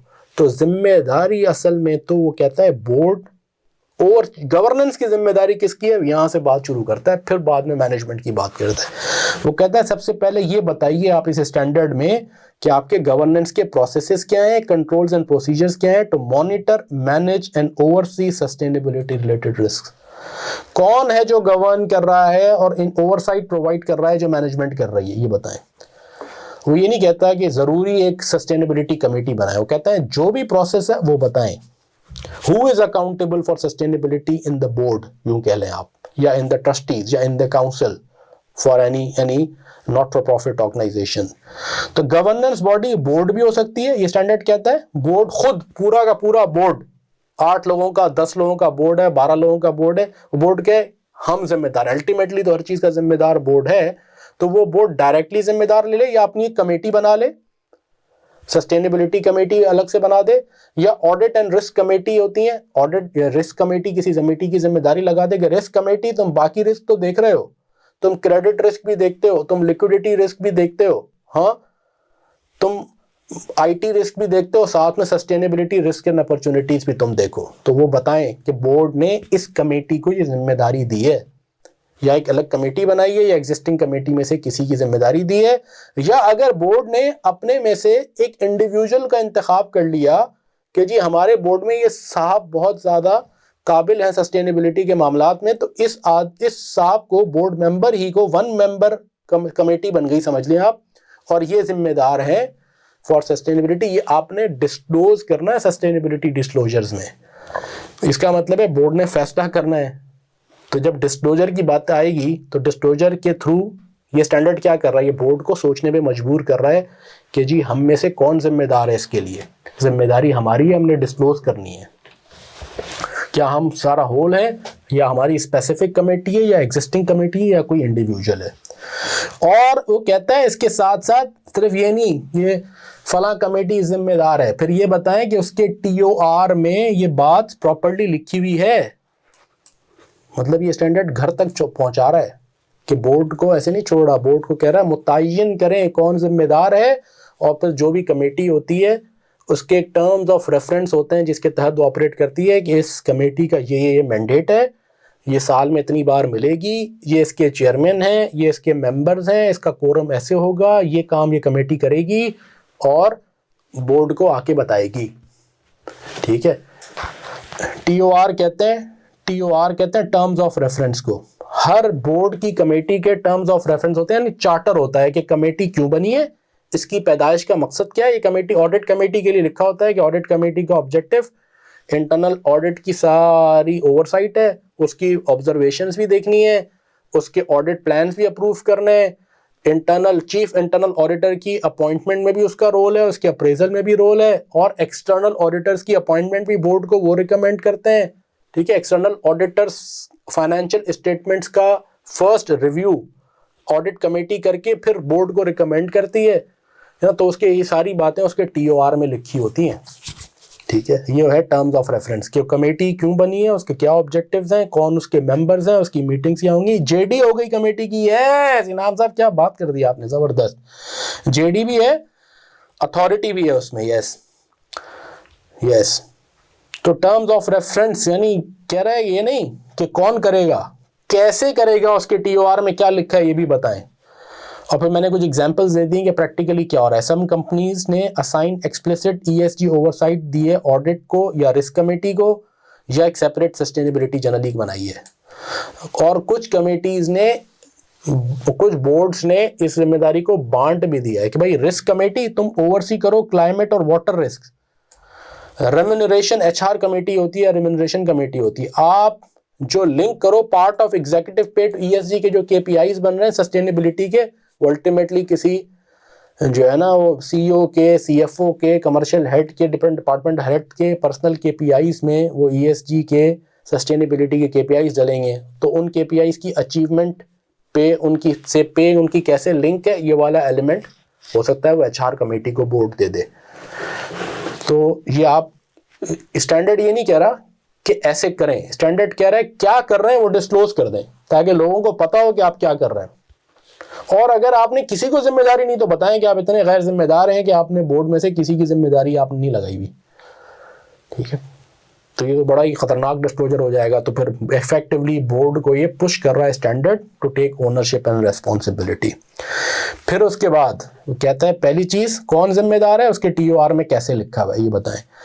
फिर ये कहता है ये भी बताएं जिसको जिम्मेदारी दी है ना उसके पास एप्रोप्रिएट स्किल्स एंड इंफॉर्मेशन है। ये भी बताएं कि उसका स्किल सेट क्या है, क्या उनके पास खुद स्किल सेट है या एक्सटर्नल कंसल्टेंट्स यूज कर रहे हैं या उसको डेवलप करने, क्योंकि नया एरिया है। तो आप लिखेंगे भाई ये हमारी कमेटी है और इसमें जो कमेटी मेंबर्स हैं उनका बैकग्राउंड या ऐसा है कि उनके पास सस्टेनेबिलिटी की रिस्क एंड अपॉर्चुनिटीज की ओवरसाइट करने का, मैनेजमेंट की ओवरसाइट जो कर रहा है उसके अंदर खुद भी तो सलाहियत हो ना कि उसको असेस कर सके। ठीक है जी, ये बातें आपने बतानी है कि वो स्किल एंड कॉम्पिटेंसीज कैसे इंश्योर कर रहा है बोर्ड के उसके पास स्किल्स एंड, वो कह सकता है कि जी हमारे पास जनरल ओवरसाइट की तो कॉम्पिटेंसी है और क्लाइमेट का एक स्पेसिफिक एरिया है, उसके लिए हम जब उससे रिलेटेड मैटर होता है तो हम एक्सटर्नल कंसल्टेंट या एडवाइजर से बोर्ड हेल्प ले लेता है। Okay, this is also okay. ठीक है, या सस्टेनेबिलिटी रिलेटेड जो एचआर रिस्क हैं उनके लिए एक्सटर्नल एचआर कंसल्टेंट को बाज़ औक़ात कंसल्ट किया जाता है या उनसे एडवाइस ली जाती है, ये लिखें आप। फिर ये भी बताएं फ्रीक्वेंसी ऑफ इंफॉर्मेशन फ्लोज बताएं भाई, क्या आप साल में एक बार देखते हैं ये या क्वार्टरली आपको इंफॉर्मेशन देती है मैनेजमेंट। अब देखें ना ये डिस्क्लोज करके इफेक्टिवली जब एक चीज़ डिस्क्लोज होना शुरू हो जाती है ना तो इम्प्रूव होना शुरू हो जाती है। अब एक कंपनी अगर ये लिखेगी कि जी हम तो बस साल में एक बार सस्टेनेबिलिटी का पूछते हैं फिर सो जाते हैं, तो यूज़र कहेगा ना कि भाई मतलब वो कंपनी को खुद भी अजीब सा लगेगा कि मैं भाई अगर लिस्टेड एंटिटी है, मैं स्टॉक मार्केट में बैंकर सबके पास मेरी इन्फॉर्मेशन जा रही है, मैं सस्टेनेबिलिटी पे कुछ भी नहीं कर रहा एज अ बोर्ड, साल में बस एक बार पूछता हूँ। और जनरली क्या होना चाहिए भाई, एटलीस्ट क्वार्टरली, जैसे फाइनेंशियल स्टेटमेंट्स रिव्यू हो रहे हैं तो क्वार्टरली तो ये ऑडिट कमेटी क्वार्टरली मीट करती है, रिस्क कमेटी क्वार्टरली मीट करती है, तो सस्टेनेबिलिटी के इशूज एटलीस्ट क्वार्टरली तो जाएं। तो इसलिए उसने फोर्स किया है कि फ्रीक्वेंसी, जो भी फ्रीक्वेंसी है, ये नहीं कह रहा है कि आप क्वार्टरली करें, लेकिन ये कह रहा है क्या फ्रीक्वेंसी है ये बताएं कि क्या क्वार्टरली डैशबोर्ड्स मिलते हैं इंफॉर्मेशन या एडहॉक होती है एज एंड व्हेन, ये भी बताएं। फिर ये बताएं कि इस इंफॉर्मेशन को ओवरसाइट जो भी कमेटी है या पर्सन है वो उसको डिसीजन मेकिंग में यूज करता है या सिर्फ सुन के चला जाता है कि ट्रांजिशन रिस्क है, हाँ भाई बड़ा रिस्क है जी, बड़ा रिस्क है जी, अच्छा तो ये रिस्क जब बजट अप्रूवल के लिए आता है, जब कैपिटल, क्योंकि बोर्ड लॉ कहता है कि जो कैपेक्स के मेजर डिसीजंस हैं, इन्वेस्टमेंट की चीज़ें हैं, पॉलिसी मेकिंग है, तो बोर्ड के पास मैनेजमेंट लाती है कि जी हमारा साल का बजट है, हमने इतने अरब रुपए, इतने अरब डॉलर स्पेंड करने हैं, और वो बताते हैं एक एक प्रोजेक्ट। तो क्या वो कैपेक्स रिव्यू करते हुए सस्टेनेबिलिटी रिस्क एंड अपॉर्चुनिटीज़ देखे आपने स्ट्रेटेजिक डिसीजंस करते हुए, फैक्ट्री ओपन करते हुए, खोलते हुए, प्रोजेक्ट रिव्यू करते हुए देखे? स्टैंडर्ड ने फ्रीक्वेंसी पे कोई लिमिट नहीं बताई। स्टैंडर्ड सिर्फ कह रहा है फ्रीक्वेंसी डिस्क्लोज करें कि ये ओवरसाइट बॉडी कितना फ्रीक्वेंटली रिव्यू कर रही है, बस इतना पाबंद कर दिया है उसने नहीं कहा कि आप 4 साल, क्योंकि स्टैंडर्ड लॉ नहीं है, स्टैंडर्ड डिस्क्लोजर स्टैंडर्ड है। तो वो कहता है ये डिस्क्लोज करें कि आप कितना फ्रीक्वेंटली मीट कर रहे हैं। मैं कह रहा हूँ ये डिस्क्लोज करवा के इफेक्टिवली वो आपको फोर्स कर रहा है कि आप फ्रीक्वेंटली करें। जब आप डिस्क्लोज करेंगे तो बताना पड़ेगा ना कि मैंने कितना फ्रीक्वेंटली मैंने रिव्यू किया। तो अगर आप ये कहेंगे कि मैं साल में एक बार या एडहॉक बेसिस पे रिव्यू कर रहा हूँ तो आपको खुद शर्म आएगी ना डिस्क्लोज करते हुए। स्टैंडर्ड मना नहीं कर रहा, लेकिन स्टैंडर्ड एक तरीके से इनकरेज कर रहा है डिस्क्लोजर के थ्रू। आप समझ रहे हैं मेरी बात इनाम साहब?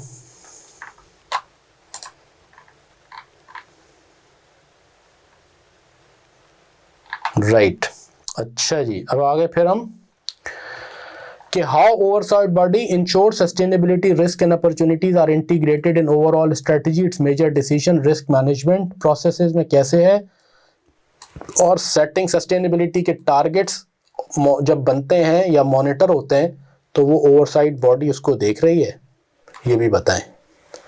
तो 4 बातें करता है गवर्नेंस के बारे में, कौन जिम्मेदार है और उसके TOR में क्या लिखा है, उसकी स्किल्स एंड कॉम्पिटेंस वो कैसे इंश्योर करती है वो बॉडी या पर्सन, कितना फ्रीक्वेंटली मैनेजमेंट उसे इंफॉर्मेशन देती है और वो बॉडी रिव्यू करती है कितना फ्रीक्वेंटली, और फिर उस इंफॉर्मेशन जो आती है उसको यूज़ करते हुए स्ट्रेटेजिक डिसीजन मेकिंग में वो गवर्नेंस बॉडी उस इंफॉर्मेशन को यूज़ करती है सस्टेनेबिलिटी रिस्क एंड अपॉर्चुनिटीज़ को।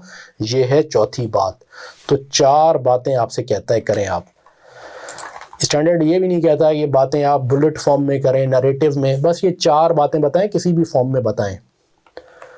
आप बताएं कि कौन जिम्मेदार है और उसके TOR में क्या लिखा है, ये इसके लिए 2 बातें हो गई। उसकी स्किल्स कॉम्पिटेंसीज वो कैसे इंश्योर करती है बॉडी, उसके पास रेलिवेंट स्किल्स हैं ओवरसाइट की, फ्रीक्वेंसी ऑफ इंफॉर्मेशन क्या है उसके पास, और उस इंफॉर्मेशन का यूज़ इन स्ट्रेटेजिक डिसीजन क्या है।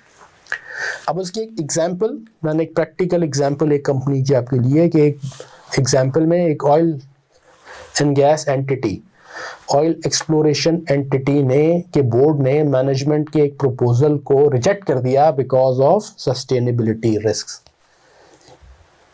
ये ना कैपेक्स रिव्यू करते हुए। ठीक है, ये एक प्रैक्टिकल एग्जांपल मैं आपको पढ़ाता हूँ। ये इसका एग्जांपल नंबर 4 का use in strategic decision making की एग्जांपल है। आइए एक एग्जांपल पढ़ते हैं। ये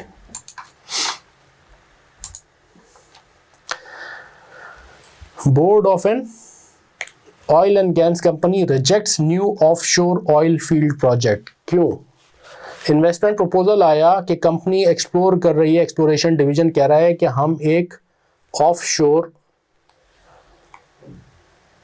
पानी में एटलांटिका में हम एक नई फील्ड हमें मिली है, रिजर्व मिले हैं और हम वो ड्रिल करना चाह रहे हैं, और उस प्रोजेक्ट की हमें आप ऑयल एक्सप्लोर करके और फिर उसे बेचने दें। उसकी NPV है $2.1 बिलियन बेस्ड ऑन जो आज की प्राइस फोरकास्ट हैं और एक्सट्रैक्शन की जो भी एक्सप्लोरेशन सारी कॉस्ट को मिला के।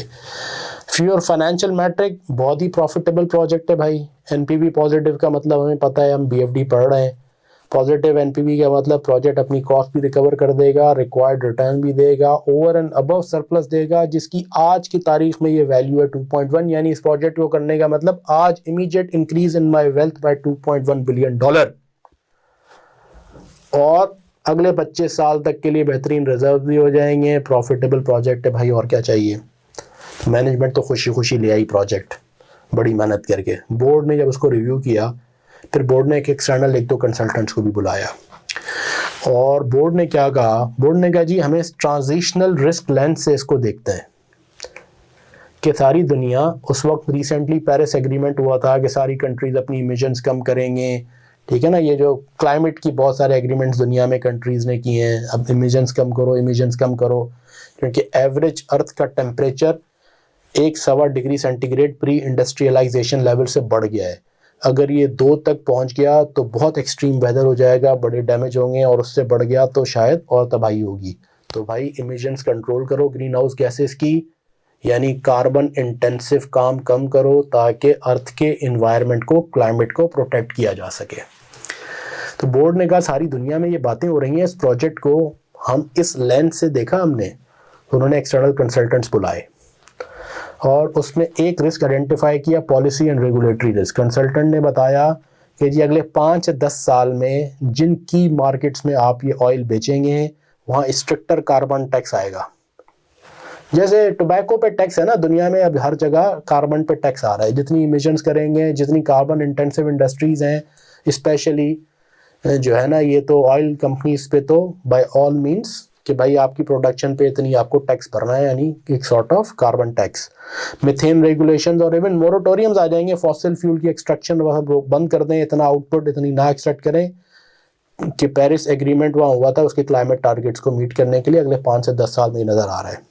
और हमने देखा भी है दुनिया इतनी जल्दी ईवीज पे जा रही है, रिन्यूएबल्स पे, तो उसने कहा इसका इम्पैक्ट क्या आएगा, इसका इम्पैक्ट ये आएगा भाई कि this would significantly increase operating cost and reduce project viability profitability. आज है ना एनपीवी इज बेस्ड ऑन 25 साल में इतने कैश फ्लोज रियलाइज करूंगा ना, subject to that realisation of cash flows.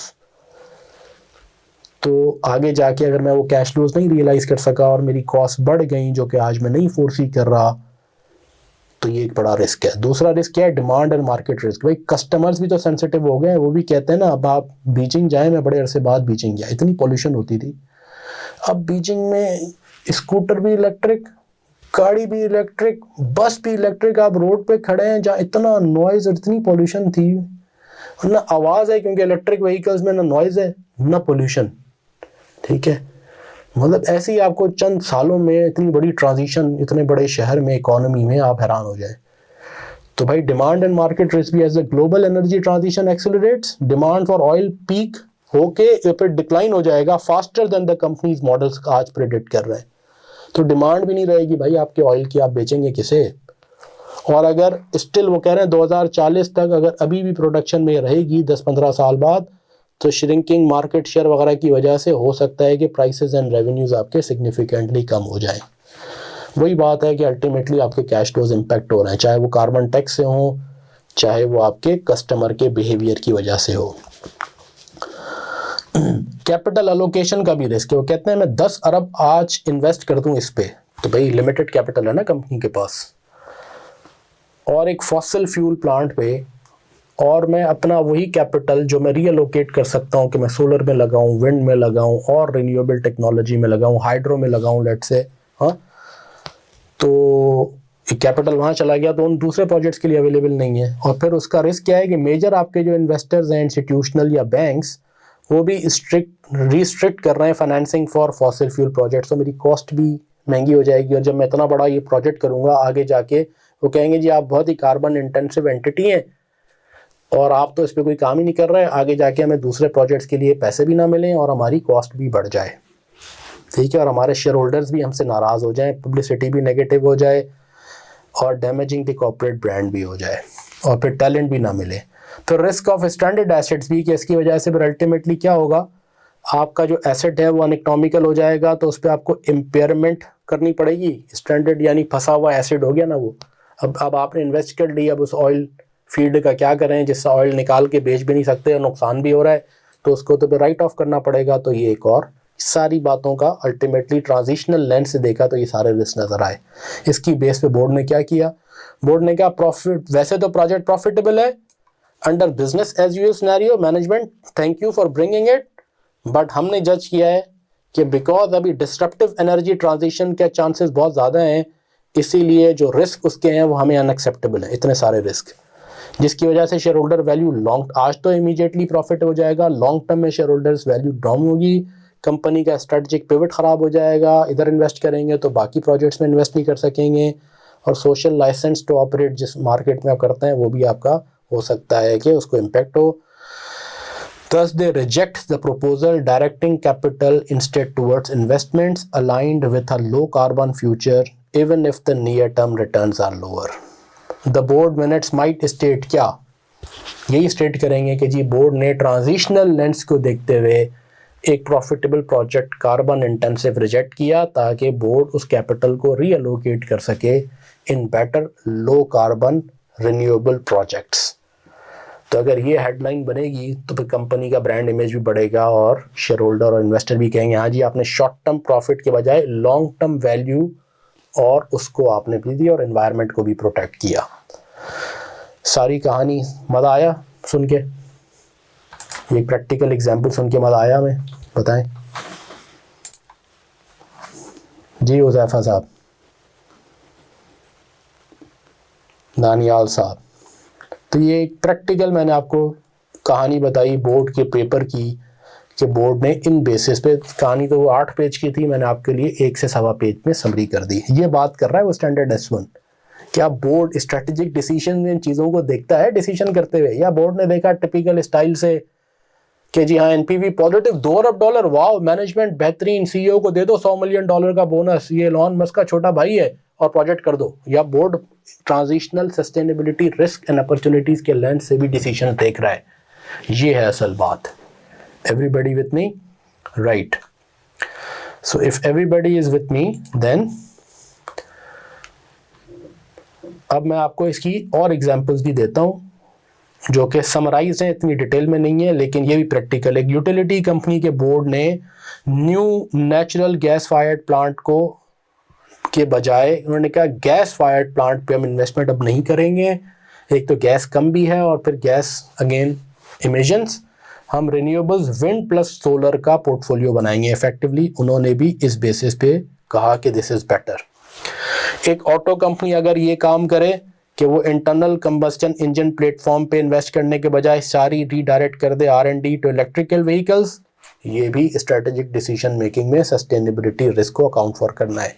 एक बैंक के बोर्ड पे अगर हम डिक्लाइन कर दें financing for new coal mine regardless of the credit worthiness because of transition risk, that's again an example of board taking a decision from a sustainability lens perspective as well and incorporating sustainability risk and opportunity in their strategic oversight decisions, right? तो ये बात हो गई। अब हम वापस आ गए जनाब अपने स्लाइड डेक पे। The board has oversight of sustainability। अच्छा, अब नॉर्मली हम डिस्क्लोज कैसे कंपनीज करती हैं कि किसके पास जिम्मेदारी है। द बोर्ड हैज ओवरसाइट, ये लिखते हैं during the year board undertook targeted training, इस तरह की बातें लिख सकते हैं। टिपिकल जुमले में बता रहा हूँ। गिवन द टेक्निकल कॉम्प्लेक्सिटी, आप ये बता सकते हैं the company engage in external climate advisory firm to support outputs were reviewed फला फला फला। गवर्नेंस के बाद मैनेजमेंट के बारे में वो सिर्फ 2 बातें करता है, क्योंकि वो कहता है अल्टीमेटली गवर्नेंस अगर ठीक है तो वो गवर्नेंस मैनेजमेंट से खुद काम ले लेगी, और गवर्नेंस की चीज़ें डिस्क्लोज हो गई तो नीचे किसका मतलब है काम हो रहा है।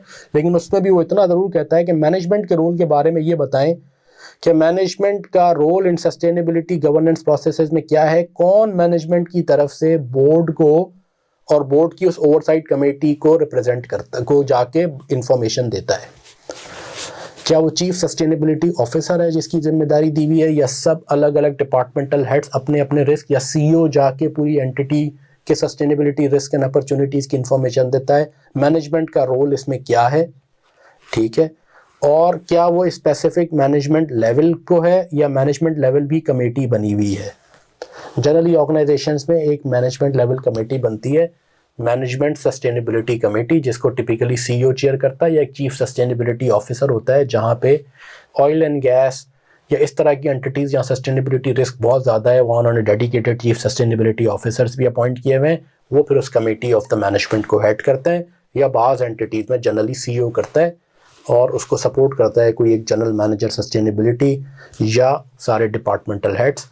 और फिर वो मैनेजमेंट का जो रोल इस सारे प्रोसेस में ये है कि मैनेजमेंट बोर्ड को डैशबोर्ड प्रोवाइड करता है, मैनेजमेंट क्योंकि इंफॉर्मेशन बनाएगी, मैनेजमेंट इंफॉर्मेशन प्रपोज मैनेजमेंट करेगी, डैशबोर्ड्स रिपोर्ट्स टारगेट सारे मैनेजमेंट बनाएगी और जाके प्रेजेंट करेगी गवर्नेंस को। तो ये बात लिखेंगे कि मैनेजमेंट का ये रोल है, मैनेजमेंट ये सारे काम करती है और मैनेजमेंट के ये वो लोग हैं जो ये काम करते हैं। ये बात बस मैनेजमेंट की इतनी बतानी है आपने। अब आइए जो दूसरा इंपॉर्टेंट पिलर है, जो कि सबसे इंपॉर्टेंट पिलर है, वो है स्ट्रेटजी का पिलर। थक तो नहीं गए आप लोग? कंटिन्यू करें ना हम? क्या टाइम हो रहा है बताइए मुझे।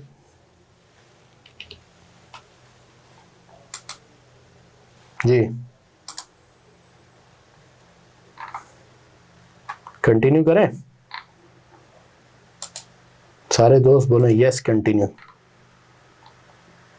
हाँ, नदीम साहब कह रहे हैं रिमेनिंग नेक्स्ट टाइम में। अच्छा, थोड़ा सा स्ट्रेटजी का हलवाल करते हैं, डिटेल अबाउट स्ट्रेटजी फिर नेक्स्ट क्लास में करेंगे। नदीम साहब कुछ आपकी बात भी मान लेंगे, कुछ अपनी बात भी रख लेंगे। Is that clear? जी दानियाल साहब भी कह रहे हैं कि सर कंटिन्यू करें, दबा के पढ़ना है हमने, बड़ा आदमी बनना है, बहुत पढ़ना है हमें, बड़ा आदमी बनना है हमें, यस गुड।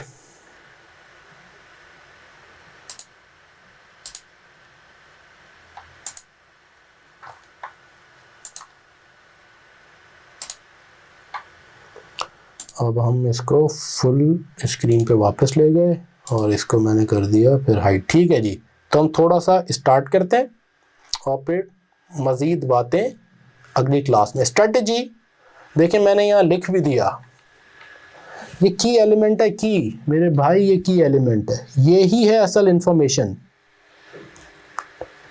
सस्टेनेबिलिटी से रिलेटेड इंफॉर्मेशन क्या देनी है ना, कोर कंटेंट का भी कोर जो है ना वो स्ट्रेटजी में है सारा। This is the heart of the content, और कैसे कहें, कैसे एम्फेसाइज करें, जज्बात समझे मेरे। इसमें वो 4 बातें हैं जो एक दूसरे से बड़ी लिंक्ड हैं, और इनकी मैंने फिर एग्जांपल्स भी बनाई है। नेक्स्ट क्लास में हम आपको प्रैक्टिकल एग्जांपल्स शेयर करूंगा एंटिटीज की। सादी एग्जांपल्स हैं, क्वांटिटीज की कॉम्प्लेक्स भी हैं, आसान एग्जांपल्स आपको एक एक पेज की मैं नेक्स्ट क्लास में करूंगा। लेकिन क्या कहता है वो, कहता है अब डिस्क्लोज, इसके अंदर है disclose sustainability risk and opportunities impacting entities prospects. Scope में था ना कि जी स्कोप ये है, ये स्टैंडर्ड कवर करता है ये चीजें। अब कहाँ लिखा है कि ये डिस्क्लोज करें, वो यहाँ लिखा है, वो कहता है disclose sustainability risk and opportunities impacting entities prospects of course, यानी impacting entities, cash flows, access to finance and cost of capital. और ये डिस्क्लोज करते हुए क्या ख्याल करें, principles of relevance, materiality, faithful presentation when sharing information. अब यहाँ जो इंफॉर्मेशन है जो शेयर कर रहे हैं, ये शेयर करते हुए उन सारे प्रिंसिपल्स को हमेशा याद में रखें कि मुझे वो इंफॉर्मेशन देनी है जो इम्पैक्ट करेगी एंटिटीज प्रॉस्पेक्ट्स को, और उसमें भी मटेरियल एंड रेलेवेंट हो। जब मैं इंफॉर्मेशन प्रेजेंट करूंगा तो वो न्यूट्रल हो, वो कंप्लीट हो, वो एक्यूरेट हो, वो कंपेरेबल हो, वो वेरीफाइबल हो। फिर जब मैं अपने सारे सस्टेनेबिलिटी रिस्क एंड अपॉर्चुनिटीज को एक एक करके उनकी इंफॉर्मेशन दूंगा, साथ ही मैं उनका इम्पैक्ट भी एक एक का बताऊंगा on business model and value chain क्या है। कैसे बताऊंगा ये आगे अब आ रहा है, पढ़ेंगे। लेकिन मैं बताऊंगा ये रिस्क है, इस रिस्क का ये इम्पैक्ट है मेरे बिजनेस मॉडल का, मतलब मेरे अपने एग्जिस्टिंग ऑपरेशंस, जो मॉडल है मेरा, जो मेरे ऑपरेशंस कह लें सादी जबान में, और मेरी वैल्यू चेन, मेरे सप्लायर्स, कस्टमर्स, मेरी वैल्यू चेन और मेरे मॉडल पे क्या इम्पैक्ट है। इसकी वजह से क्या मैं अपने सप्लायर्स चेंज कर दूंगा, कस्टमर्स चेंज करूंगा, नई मार्केट में जाऊंगा या नहीं जाऊंगा, यानी अपने बिजनेस मॉडल पे क्या इम्पैक्ट है। और 2 इम्पैक्ट्स, करंट आज क्या इम्पैक्ट है और फ्यूचर में इसका क्या इम्पैक्ट होने वाला है भाई, दोनों, करंट भी और एंटिसिपेटेड भी, करंट भी एंटिसिपेटेड भी। फिर उसी रिस्क का मैं ये बताऊंगा, अगर रिस्क है तो मैं कैसे उसको हैंडल कर रहा हूं, what's the impact on my strategy and decision making. एक रिस्क है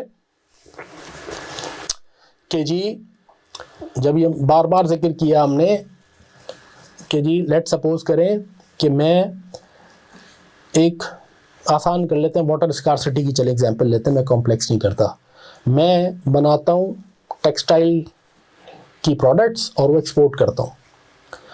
अब मैं 2 रिस्क उसमें से उठाता हूँ, फिर आगे जाके वो डिटेल में एक्सप्लेन। एक ये, वही मैं कॉटन लेता हूँ ना, मैं टेक्सटाइल इंटीग्रेटेड मिल में स्पिन भी करता हूँ, ठीक है ना, और मैं वीव भी करता हूँ, और मैं जो है ना पूरा डेनिम बना के और फिर मैं बेचता हूँ बाहर।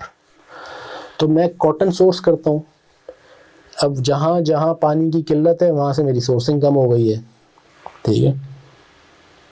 अब ये वाटर स्कार्सिटी में impact my production, sourcing of raw material and my production. अब एक रिस्क है, ये रिस्क मेरी किसको इम्पैक्ट करेगा, मेरी प्रोडक्शन को, मेरी सेल को। फिर इस रिस्क की वजह से अगर मेरे सप्लायर्स इम्पैक्ट होंगे, वो अपनी कॉस्ट भी बढ़ाएंगे।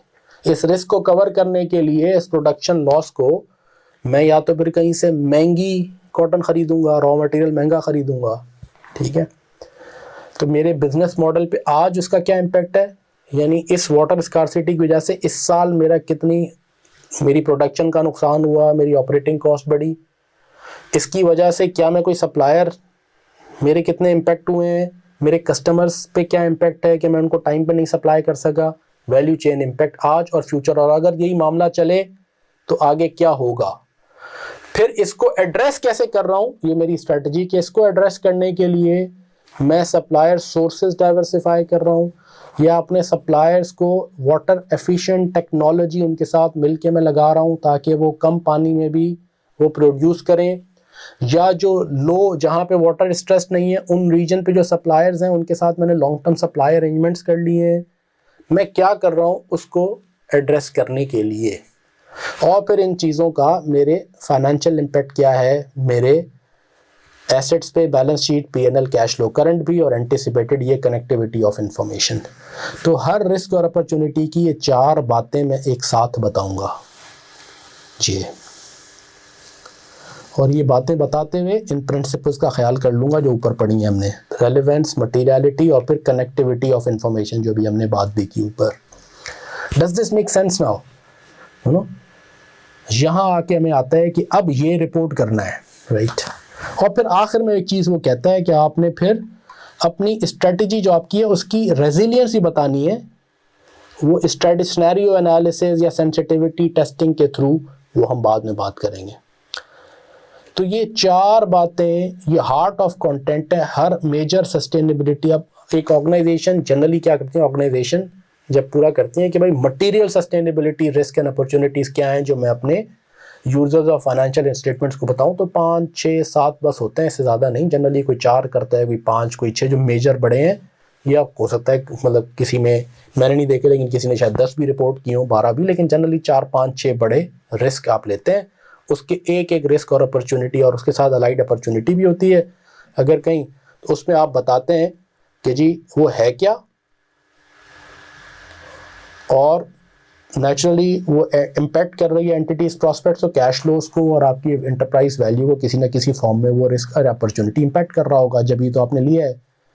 उसका बिजनेस मॉडल और वैल्यू चेन पे आज इम्पैक्ट क्या है और फ्यूचर एंटिसिपेटेड इम्पैक्ट क्या है, और फ्यूचर के लिए वो कहता है कि आप तीनों टाइम होराइजन में बताएं, तीनों टाइम होराइजन आगे देखेंगे हम, short term, medium and long term, तीनों में इम्पैक्ट्स बताएं।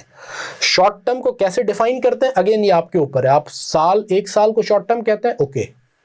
आप कहते हैं नहीं 2 साल is short term for me, that's okay. Medium term आपके लिए 2 से 5 साल है, या मीडियम टर्म आपसे 2 और 3 साल है, या मीडियम टर्म 2 to 10 years है, what ever medium term in your definition, वो मीडियम टर्म का इम्पैक्ट बताएं, और लॉन्ग टर्म का इम्पैक्ट क्या है वो बताएं। तो एंटिसिपेटेड इम्पैक्ट जब बताएं तो उसके शॉर्ट, मीडियम और लॉन्ग टर्म में क्या इम्पैक्ट्स हैं वो बताएं। अनलेस वो एक जगह कहता है कि अगर क्वांटिटेटिव इंफॉर्मेशन आप के लिए असेस करना मुश्किल है, ठीक है, विदाउट इनकरिंग अनड्यू कॉस्ट, या आपके अंदर स्किल सलाहियत नहीं है, तो फिर आप लिखते हैं कि जी हम नाअहल हैं या हम ये क्वांटिफाई नहीं कर सकते फॉर सर्टेन रीजन, वो बता दें। अदरवाइज आप ये सारे इम्पैक्ट्स बताएं, तभी तो डिसीजन यूजफुल इंफॉर्मेशन मिलेगी यूजर्स को। तो सस्टेनेबिलिटी में ही है असल मज़ा। स्टैंडर्ड की जो जान है वो ये है कंटेंट का पिलर। अगली क्लास में which is going to be on Sunday, हम स्ट्रैटेजी की एक एक चीज़ को हम फिर मैंने नीचे यहाँ ये स्लाइड डेक में है कि पहले क्या है, सस्टेनेबिलिटी रिस्क एंड अपॉर्चुनिटीज़ बताएं, पहले ये पढ़ेंगे, उसमें क्या क्या बताना है। उसमें ये आ गया ये असाइन द टाइम होराइजन्स की जो मैं बात कर रहा था। फिर बिजनेस मॉडल और वैल्यू चेन के इम्पैक्ट्स क्या है, करंट एंटिसिपेटेड, उसमें क्या क्या बताना है। Effects on strategy and decision making क्या है, उसमें क्या बताना है। फाइनेंशियल इम्पैक्ट्स में क्या बताना है, और एग्जाम्शन अगर आप हासिल करना चाहते हैं तो या तो बता दें कि एस्टिमेशन इतनी कॉम्प्लेक्स है कि मैं नहीं कर सकता, या पॉसिबल ही नहीं है कि सेपरेटली मेरे लिए आइडेंटिफाई करना, या कैपेसिटी इशू है। और अगर कोई भी इशू है तो उसका बताएं कि आपने क्यों एग्जाम्शन की है, उसको डिस्क्लोज करें। जैसे वहाँ भी जब हम एग्जाम्शन ले रहे थे अपॉर्चुनिटी सेंसिटिव इन्फॉर्मेशन, तो हमें डिस्क्लोज करना होता है कि we have applied that exemption, यहाँ भी ऐसा ही है। तो ये सारी बातें करेंगे इंशाल्लाह नेक्स्ट क्लास में। Next class is going to be very interesting, कोई भी मिस नहीं करेगा, बिल्कुल ऐसे ही जैसे इस बार हमने MCQ टेस्टिंग की। नेक्स्ट क्लास में भी हम कुछ MCQ से आपके ये सारे कॉन्सेप्ट जो अभी तक पढ़ चुके हैं उनको रिवाइज करेंगे, और फिर हम स्ट्रैटेजी को डिटेल में डिस्कस करेंगे, फिर उसकी प्रैक्टिकल एग्जांपल्स देखेंगे, and then we will move to the next pillars जो कि हैं रिस्क मैनेजमेंट एंड मैट्रिसेस। ठीक है जी, थैंक यू सो मच, अपना बहुत ख्याल रखें। कोई सवाल, anything you want to discuss, any confusion मुझे बताएं, otherwise we will meet on Sunday इंशाल्लाह।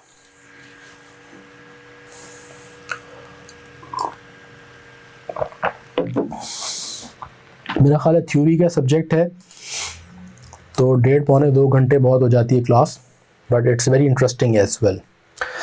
सो वील मीट इंशाल्लाह ऑन संडे. टेक केयर, अपना ख्याल रखें. सी यू संडे 3:15 PM, 3:15 बजे संडे को इंशाल्लाह.